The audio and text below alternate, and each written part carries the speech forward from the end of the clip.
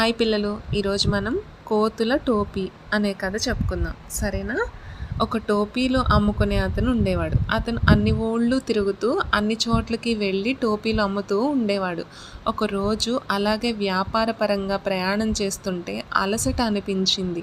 మండుతున్న సూర్యుడు, బగ్గున ఎండ, ఆకలి, దాహం అన్నీ కలిసి పాపం అతన్ని ఇబ్బంది పెడుతున్నాయి. దారిలో ఒక చెట్టు నీడలో ఆగి తెచ్చుకున్న భోజనం తిని మంచినీళ్లు తాగి తన టోపీల బస్తా పక్కన పెట్టుకొని చెట్టు నీడలో హాయిగా నిద్రపోయాడు.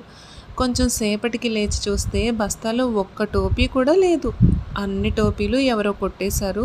ఎవరై ఉంటారా అని దిక్కులు చూస్తుంటే చెట్టుపై చప్పుడు వినిపించింది.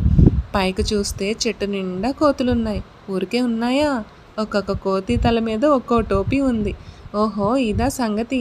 అన్ని టోపీలు అమ్ముకునే అతను నా టోపీలు నాకు తిరిగి ఇచ్చేయండి అని కోతులతో అన్నాడు.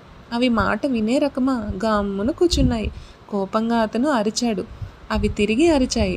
చప్పట్లు కొట్టాడు. అవి కూడా కొట్టాయి. ఒక రాయి విసిరాడు. కోతులు చెట్టుకున్న పళ్ళు తిరిగి విసిరాయి. కొడతానని బెదిరించాడు. కోతులు నవ్వాయి.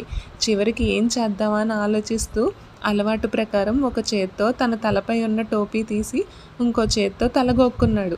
కోతులు కూడా అలాగే చేశాయి. టప్పున ఐడియా వచ్చింది.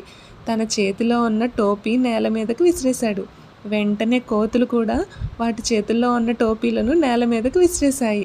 టోపీలు అమ్ముకునే అతను గబా గబా ఆ టోపీలన్నీ మళ్ళీ బస్తాలో వేసుకొని వెనక్కి తిరిగి చూడకుండా పరుగుమని పారిపోయాడు.